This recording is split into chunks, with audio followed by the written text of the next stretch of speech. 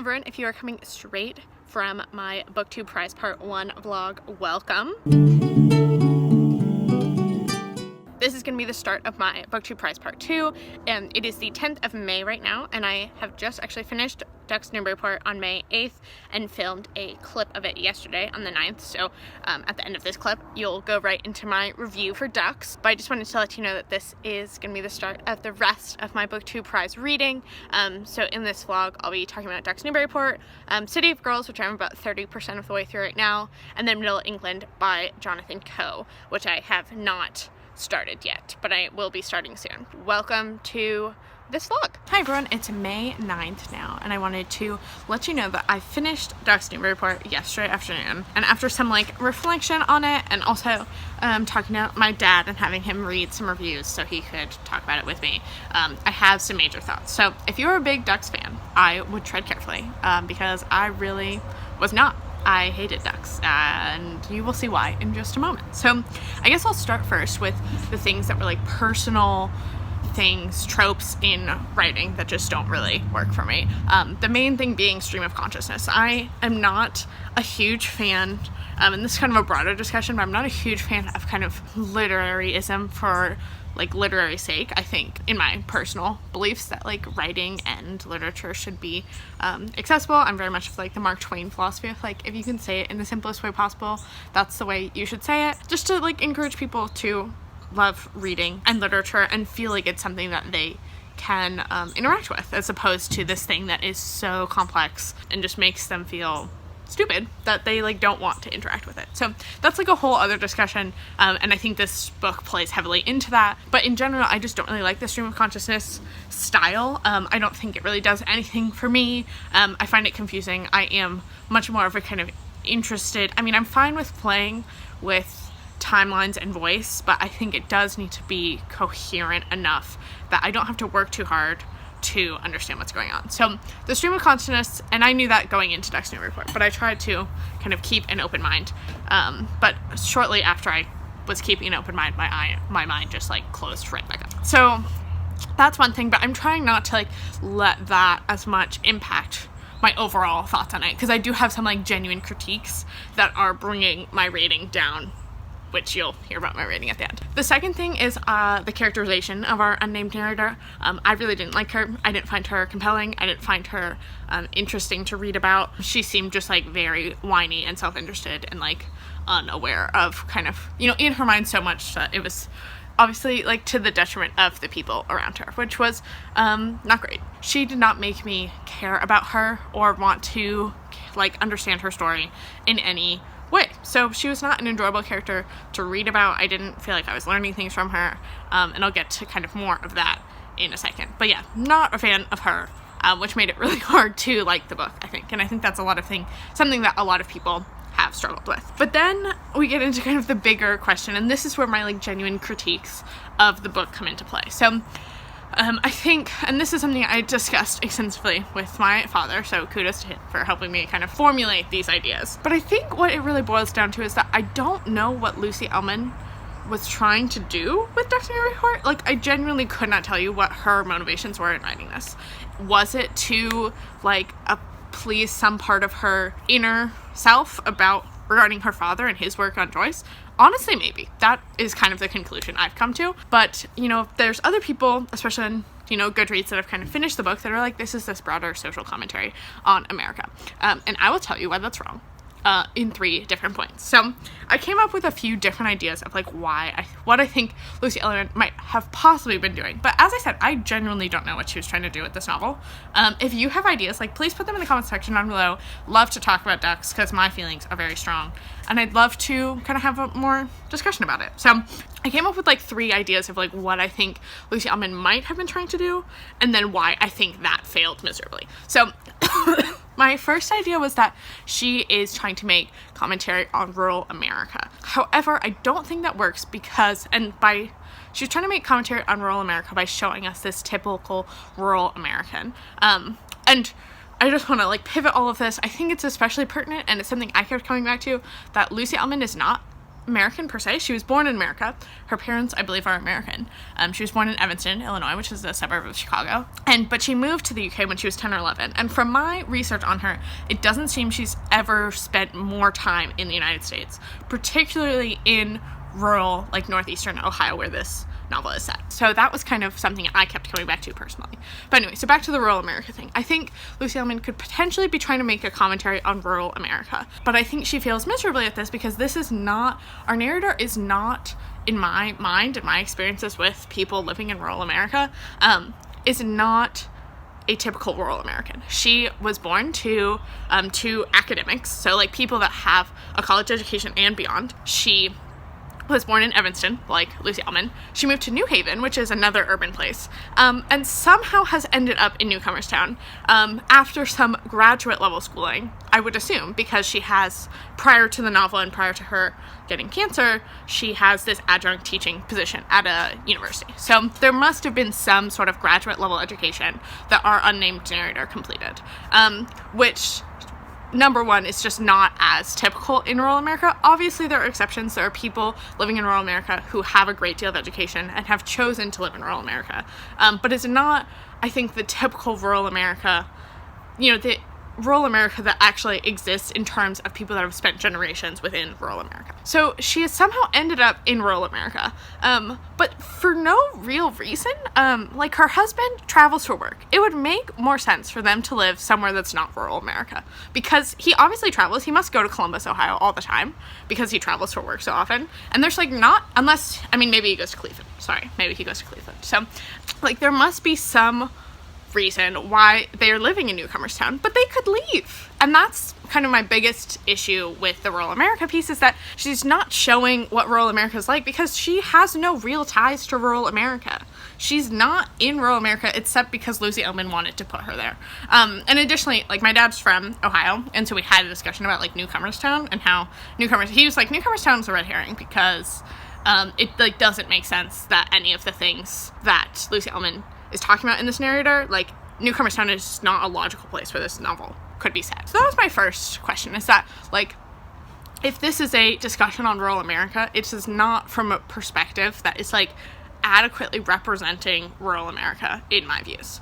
So then, the second kind of big idea of what Lucy Ellmann might be trying to do is a greater commentary on, like, American society, and particularly regarding our, kind of increased frequency of gun violence, the Trump administration, our broken healthcare system, etc., etc.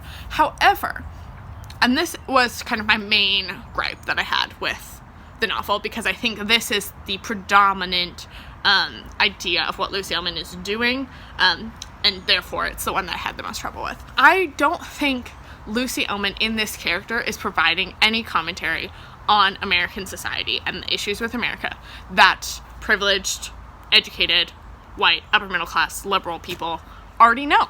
Like, she's just repeating kind of everything that is part of that ideology, which predominantly, I mean, is a very large population of, like, readers in America. It's a population that I think is predominantly focused on in the news, the New York Times, other forms of media. Like, that is who they're catering towards, is this educated, liberal, white base of readers. For the most part, I mean, obviously there are non-white, non-liberal readers of all of these news outlets. I'm not trying to say that that's exclusively their demographic, but it is like the predominant voice in American politics, in American media, and in American literature. Like, if you look, most writers in America are writing from this perspective of this white upper middle class. Upper middle class is to be debated. White upper middle class, fairly educated, like, liberal mindset.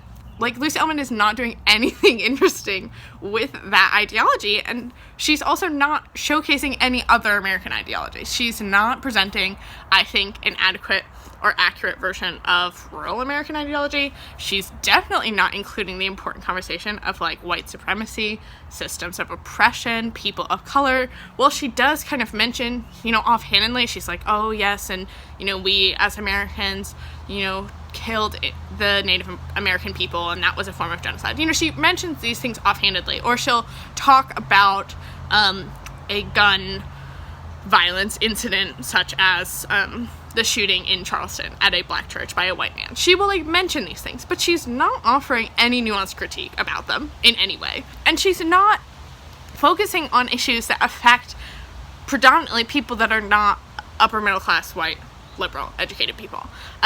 So I don't really understand what greater commentary she's making, given that I am surrounded by this commentary all the time, as I think many other readers are.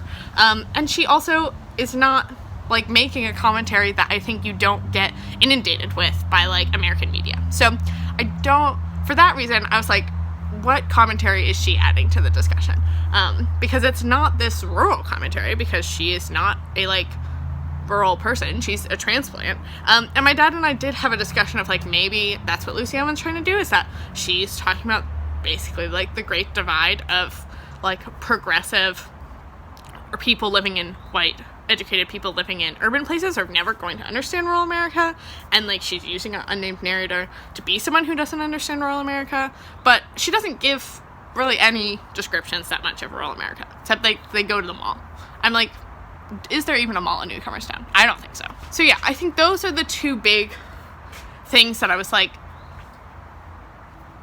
where are you getting, like, what are you bringing to the table that is new in either of those discussions? And then I think there is this third potential idea of like what Lucy Ellmann's commentary is, and I think this is most well explained in a New Yorker review of Ducks Newburyport, which I will link down below, which is very interesting, which is basically just like less of a commentary on like kind of the social world of America and more on this idea of like facts and like basically the never-ending news cycle, which again like is fine. I think the New Yorker article perhaps swayed my opinion more positively towards Ducks Newburyport, but at the same time, I don't think that Lucy Ellmann's character that she's created is the one to do that, and two, I don't think that that is something that necessarily warrants a whole like groundbreaking stream of consciousness 900-page novel. So yeah, that one I was also like, I don't think so. But then finally, and I don't think this is at all the fault of Lucy Ellmann, I think this is potentially more the fault of the marketing and also the push by fans of very, very literary literature in stating that this is like the novel of our time and this is exposing something that's never been exposed before. I just wanted to point out two novels that I think would potentially interest you if you really like Ducks Newburyport, because I think they more accurately showcase the rural American experience from people that we don't necessarily always hear about. So one of which I haven't read, but I've heard very good things about. But the first of which I have, and that's Sugar Run by Mesha Marin. Mesha Marin was born in West Virginia. She left West Virginia around the age of 18 because she was from a rural working class family, and life kind of sucked. She moved at some point to Iowa City. She attended the Iowa Writers' Workshop, and she has basically been living in different places within kind of rural, semi-rural America until she has recently gotten a teaching position, I believe. Yeah, so she has a teaching fellowship at the University of North Carolina, Chapel Hill. And this novel is about like rural working class people in West Virginia. It's about the prison system. Like, it is really, really good. I don't want to like give a whole in-depth review on it, but I think this much more accurately to me shows the actual like rural American experience living in the Rust Belt, if that is something that interests you. The other one takes place like basically where Ducks Newburyport takes place, and that's Ohio by Stephen Merkley. Stephen Merkley grew up in Mount Vernon, Ohio, which is a rural working class town in like northeastern Ohio. And this is a very like gritty, very intense look at working class people that discusses the opioid crisis, that discusses alcoholism, that discusses violence, and kind of how rural America is like what factors of rural America, at least I believe, I've not read this one, how the factors of living in rural America and living in this systematic poverty that exists in rural America, how those factors are actually influencing these like rural America specific problems, which I think was my biggest just the issue with Ducks Newburyport is that none of the things that she really talked about needed to happen in rural America. But I think people are so focused on the fact that it's set in Ohio, it's this American housewife, that they're kind of realizing that Lucy Ellmann's not actually saying anything that is specific to rural America or like nuanced about any of the topics that she discusses. So yeah, I give this 1 star. It was awful. I would not recommend it. But I mean, I think Also, if you enjoy the stream of consciousness style and like want to try it out for yourself, I guess you can do it. I just like really don't think Lucy Ellmann is offering anything of interest here. And if you like strongly disagree with me, please like put it in the comments down below, because I would love to have a discussion about this with other people that have like read the book. But yeah, I mean, I just really disagree that Lucy Ellmann is doing anything in terms of providing a nuanced commentary on American society, or a nuanced commentary on really anything. So yeah, that's my very harsh critique review of Ducks Newburyport. Yeah, so that's fun, I guess. I also wanted to point out that I am reading, I'm about 30% of the way through City of Girls by Elizabeth Gilbert. This one started off really strong and really funny, and it slowly has started to get less interesting. And this is another one of like my personal bias and interests kind of like coming in, but I'm not a big World War II historical fiction fan. I don't find that like American sensationalism time. Hi everyone, editing Jenny here. What I actually meant to say was American exceptionalism, not American sensationalism. While there was sensational news being produced during this time, that was not what I was referring to. I more meant like the American exceptionalism that kind of began in the early 1920s, 1930s, 1940s, and then like obviously continued on post World War II. It's just not a particular topic that I find very engaging or interesting to read about, especially as it pertains to white Americans. So that is what I meant to say. Now back to the video. In our history to be all that interesting to read about. So like this one is fine. It's like really not, at this time I think Elizabeth Gilbert is a strong writer and she's writing like interesting characters. I just am like not super pulled into the story. So yeah, kind of meh on this one so far, but as I said, I'm only like 30% of the way through, so I gotta read some more of this one today. And I will let you know when I finish this one, as well as Middle England, which I haven't even started. Hi everyone, it is actually May 22nd, so it's like 2 full weeks after you saw the clip you just saw, and you actually see me in this very same outfit and position later in this video talking about one of the future books. Editing Jenny again, I just wanted to say I did not intend to wear the same shirt in these 2 different clips. I find that very funny that literally 2 weeks have passed and I am wearing the same shirt. I have worn different shirts in between now and then, so just wanted to point that out there in this quarantine crazy time. But it's been, like, as I said, about 2 weeks since I read Ducks Newburyport and finished it and gave you all my thoughts. And since then, Jacqueline from 6 Minutes For Me and Sarah at HardcoverHearts have put out this in-deep conversation about Ducks Newburyport.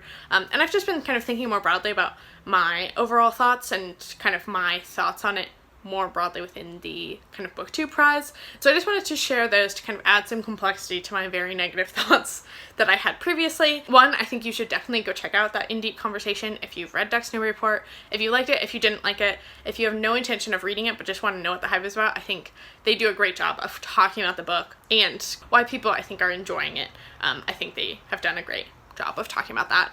Additionally, I do think, especially as Sarah mentioned, kind of Ducks Newburyport is in large part about how our main narrator does not have a community to speak of, and I think that is actually a really good point that I had been kind of grappling with, and obviously I had some critiques about how Lucy Ellmann was portraying that lack of community, but I do think that's a really important aspect of the novel. But kind of watching their video as well as just like reading some of the other books that I've read since finishing Ducks Newburyport has just kind of got me thinking about Ducks Newburyport as like a book within the Booktube Prize, because I think what Ducks Newburyport is doing, as I said, Sarah and Jacqueline do a pretty good job of explaining that, is something that I think is very, very niche within the larger literary fiction reading community. I mean, it's really a subgenre of the literary fiction canon of this like highly experimental, very like highbrow intellectual literary fiction that just is objectively not going to appeal to every literary fiction reader.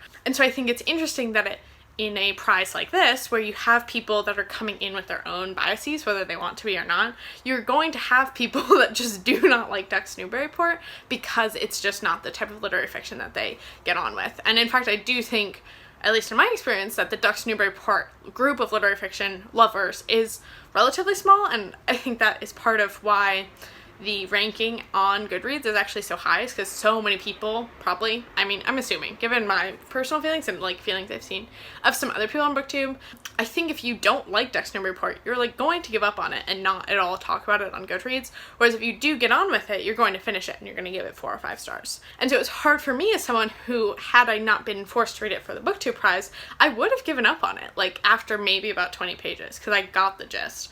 And especially after I saw Robert's review, which was basically like, if you read the first 50 pages and you like it, keep going. If you don't, then stop. Like I read the first 50 pages, so I was like, I hate this, and that did not change. And I think that did, unfortunately, I think that impacted my rating and my ranking, whether I wanted it to or not, simply because it wasn't written for me as a reader. And so even though I tried to keep my personal biases as a reader out of my ranking and my review, like they automatically were going to come up because you're constantly comparing books that you've read previously and things you like in books that are just inherently subjective. And I do kind of feel bad for Ducks Newburyport as like a Booktube Prize book, because I don't know if it's being fairly judged, if that makes sense, because I don't think it really works to be compared to some of these other more kind of accessible literary fiction novels that the rest of the Booktube Prize could really more kind of fit together with, if that makes sense. Additionally, and this is I think particularly true in my ranking, because I was noticing when I was reading City of Girls that City of Girls almost is the opposite of that, in that it's the subgenre of literary fiction that could also appeal to commercial fiction readers. So people that like kind of light literary fiction, light historical fiction, you know, this is a whole subgenre of like books that are set in World War II and feature a female protagonist. Like this is a huge sect of the historical fiction genre that a lot of literary fiction readers will really not like, just because it's not as thematically strong, it's not as stylistically strong, like there are not, it's more for entertainment, I believe, than, let's say, something like Girl, Woman, Other, which is written to like make you think about like systems of racism and sexism and the intersectionality of those systems. Like this book is really just meant for you to like have a good time, which I personally love. I mean, I am a big reader of commercial fiction. I love romance, I love kind of commercial literary fiction like this. But someone who really loves Ducks Newburyport is probably, I mean, I feel, and obviously I don't want to, you know, state anyone's opinions. I'll be very curious to see how this ends up kind of playing out for the rest of Group D. But I feel like if you really like Ducks Newburyport, you might really dislike this because it feels so commercial in nature. So I just thought that was really interesting that I feel like Group D, especially compared to the other 3 groups, which feel a bit more kind of broad, like people who read literary fiction will probably like this, maybe they will like it slightly less, as opposed to like these 2 very different ends of the literary fiction spectrum. I just thought that was interesting, and I wanted to kind of share my thoughts about that, maybe to just kind of help myself feel better in like feeling like this is a hard round to judge, because all of these books are doing very different things and they're going to appeal to very different readers, and I, as a reader, kind of forced to choose the types of books that I like, because they're so different that like you can't compare Ducks Newburyport and City of Girls thematically or stylistically very well, because they're just objectively different audiences and styles and themes. So that's kind of where I'm at right now. I guess in short, I'm just like, you know, I wanted to put that out there that I feel like Ducks Newburyport as well as City of Girls, they're kind of, it might be harder for them to really excel in a format like this because they are built for a very specific audience that might not be the larger like Booktube Prize judge community. I'm very curious to see what the rest of my Group D judges will say. I don't know, you know, a few people have talked about like what books they're reading but not their thoughts about them, and I've not found any of the people that I follow who I know are doing the Booktube Prize who seem to be reading Group D. So I'm hoping that other booktubers and not just book watchers are reading Group D, but we're gonna find out, I guess. Okay, moving right along, now you're gonna hear about City of Girls, which I realize you haven't actually heard about yet. Hi everyone, I am really just trying to spice up the angles, I guess, in this Booktube Prize vlogs. You know, I don't wanna show my bedroom the whole time, so here we are in my living room / kitchen. But today is the 15th of May, so we have 15 days left of this round of the Booktube Prize, and I finished this morning City of Girls by Elizabeth Gilbert. And this one I think I'm gonna give a 3.5. I'm going to continue thinking on this one, and I will kind of talk more about how that fits in with my rankings as well in a moment. But this one had a lot of things that really worked for me, but then some things that really didn't work for me. So a 3.5 feels like a kind of solid rating for now.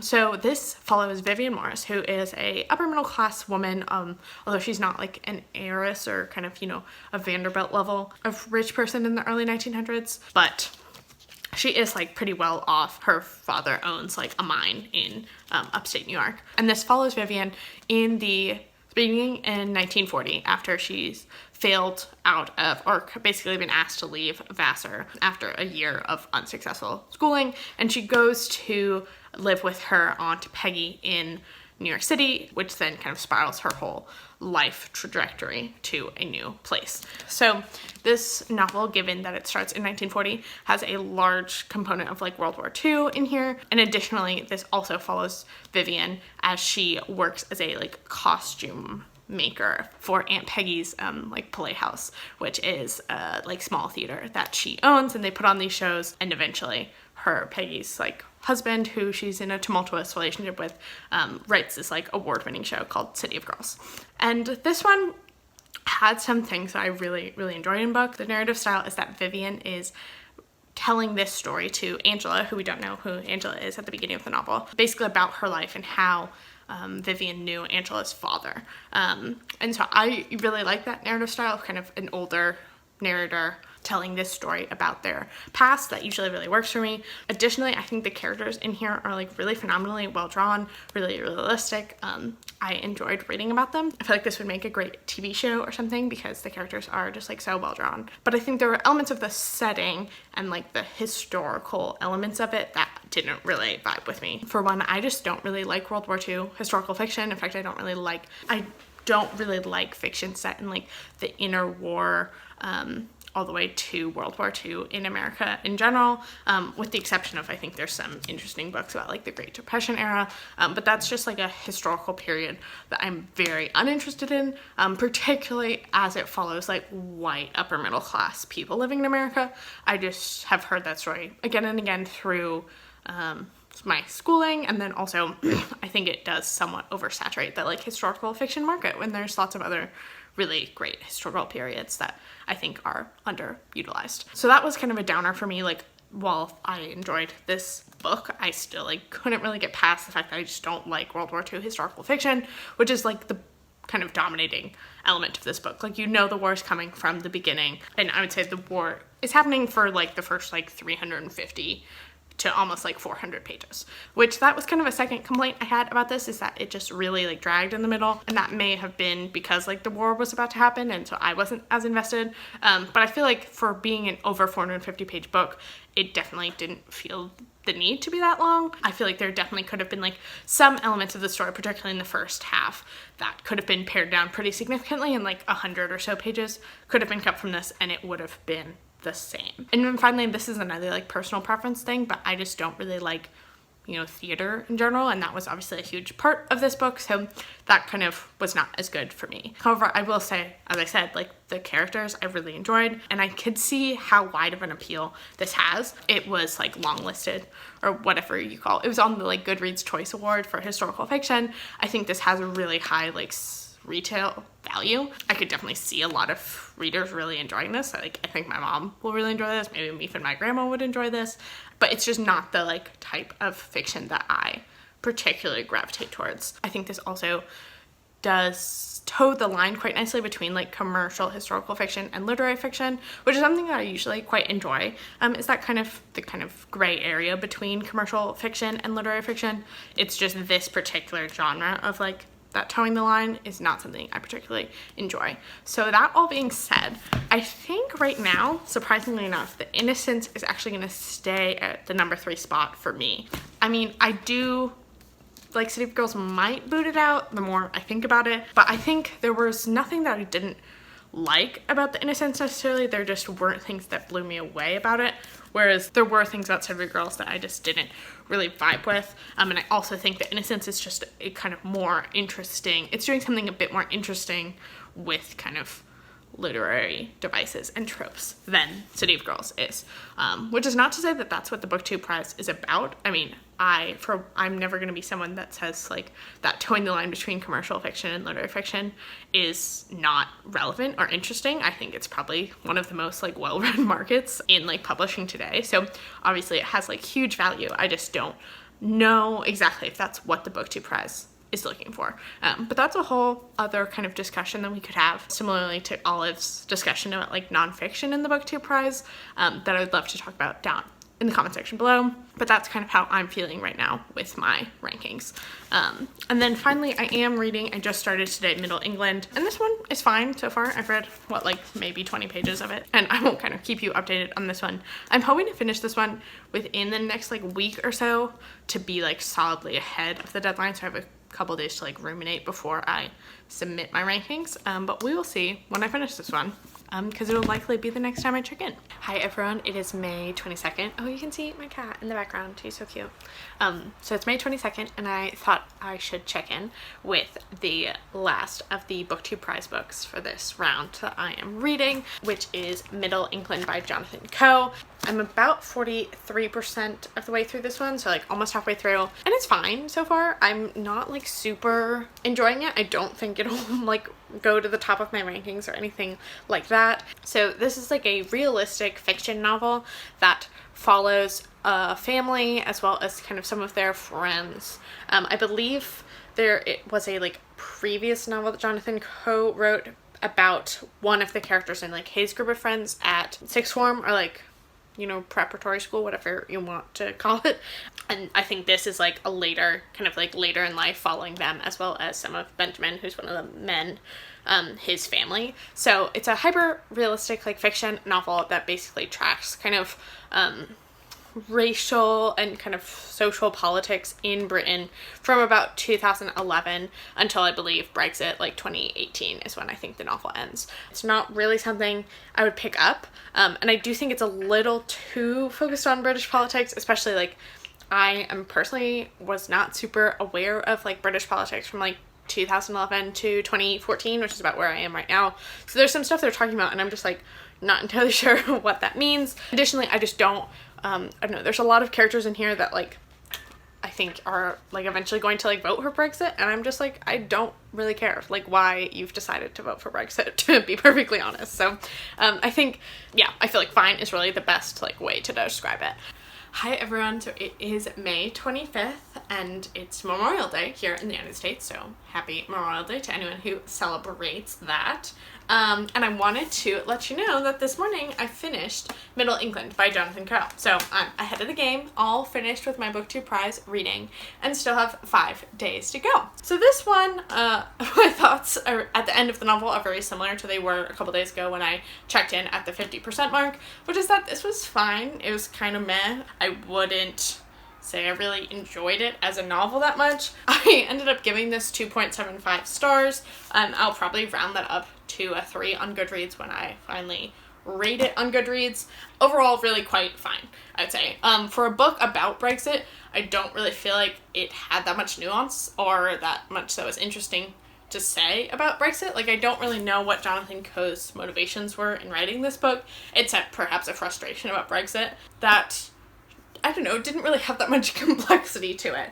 I think especially there was a lot of people in this book, far too many really for my personal enjoyment, that were just like overtly racist and totally unproblematized about that, just kind of living their racist lives, and then everyone was so shocked when like their friends at dinner parties were saying these racist stuff, and then like Britain voted to leave the European Union. I'm just not really sure where the disconnect was on that. So I don't know, I mean, I think it was meant to be satire as well, which as I said right at the beginning of all of this journey, I don't really like comedic books.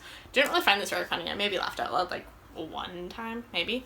And yeah, I don't know, I mean, I think it did actually bring up some interesting ideas for me, thinking back to Real Life by Brandon Taylor, which I read last month, so I talked about in my April wrap-up, that this one has a like dinner party scene that's been making the rounds on Twitter because it's like so just kind of I don't know, it's just so like sad to read about, but this dinner party scene is quite similar to a lot of scenes that happen in Middle England, but this one is making such a more interesting critique especially given that it's coming from this queer black man who I would assume has had this exact experience of just like people who claim to be white allies not actually doing anything at all when racism is right in front of them. Especially in this book when racism is happening right in front of them and it's within their group of friends.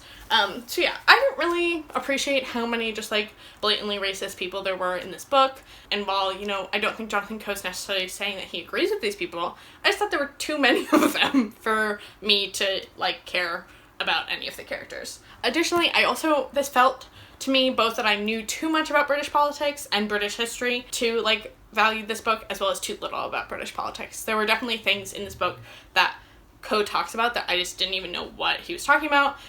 Particularly, I'm not very familiar with like the geography of Britain. I went to London with my dad when I was like 12, and we took the train to Blenheim Palace, but I don't even know where Blenheim Palace is. And we also took the train to Hampton Court Palace, because I was very into the British royalty, and the history of British royalty at that time in my life. I still come in a fan, but my thoughts have become more complex on it. But even then, like, I really just don't know that much about the UK in terms of its, like, geography and culture, so I think some of that discussion of like the London versus non-London divide was kind of lost on me. But then on the flip side, there's, you know, obviously this whole book's about Brexit, but there was such a lack of discussion, and I don't know if this is a problem of Britain more widely or like of Jonathan Coe's demographic within Britain, but there was such a, to me, noticeable lack of discussion on how, given that Britain was a colonial superpower not even 60 years ago, so people who are alive today in Britain were people that were living during the period of colonialism, and the fact that colonialism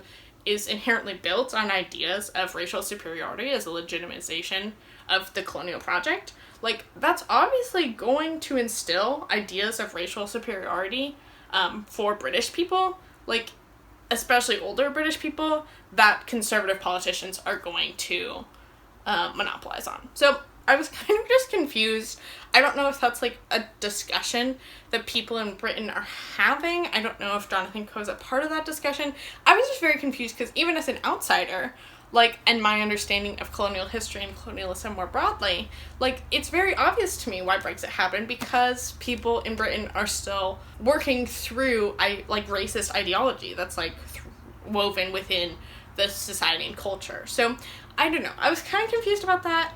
I feel like Jonathan Coe doesn't mention colonialism, like, a single time. And I just don't, as I said, I don't know enough about British politics and culture to know if a discussion of colonialism is, like, a thing that happens in Britain, or if it's just, like, woefully ignored. So yeah, I don't know if that was Jonathan Coe's fault specifically, or kind of the fault of Britain at large, that they are not, like, having these conversations about race and identity and colonialism. But yeah, so that was kind of something that I kept coming back to and kept wanting to have a discussion of, and it's just like wasn't happening. So and, you know, bringing it back to Girl, Woman, Other, which like does talk about it, in that there are people from Jamaica who have come to the United Kingdom and are treated, you know, because of their race and culture differently and as inferiors to white British people. You know, it just like this is done in so much more of a nuanced way, and I think helps to explain Brexit in so much more of a nuanced way, even though that's not the point of Girl, Woman, Other. This one was fine. It did get me thinking for a minute. I was like, maybe I just don't really like political books. And then I thought a little harder, and I was like, I think I just don't like political books written by, like, older white people. Perhaps British people specifically, as is the case with Lucy Ellmann and Jonathan Coe. But I think white Americans, I probably also wouldn't really like their political books. They're just, like, not engaging in a conversation that is, I think, as nuanced and complex as I would want them to be in a political book. Where, I mean, there are definitely books, as I've just named two, Real Life and Girl, Woman, Other, that are written by people of color that are engaging in politics in a much more nuanced way, in that the personal is political in the stories of people of color living in America as well as the UK, which that is a reference to something. If any of my friends from college are watching this video, you will get that reference. I think these like older white people writing about politics are just not really doing it for me, and there were two of them in this Booktube Prize judging category. So yeah, not a huge fan of this one. 2.75 stars. There you have it. Hi everyone, I was originally planning on having this only be 2 parts, as you probably saw from previous clips. That seemed to be my plan, but during this last clip where I talked about Middle England as well as my final rankings and some predictions for the semi-final round of what other books might get through, it was about an additional 20 minutes of video to include the predictions and the final rankings. So I just decided that they will be a video all on their own, titled Booktube Prize Part 3. All 3 of these should be going up right at the same time, so head on over to that video if you are interested in seeing my specific rankings as well as what I predicted will advance to the semifinal round. But this is going to be the end of this part of the Booktube Prize. Thank you so much for watching. Be sure to subscribe to my channel if my thoughts or thinking about any books is interesting to you.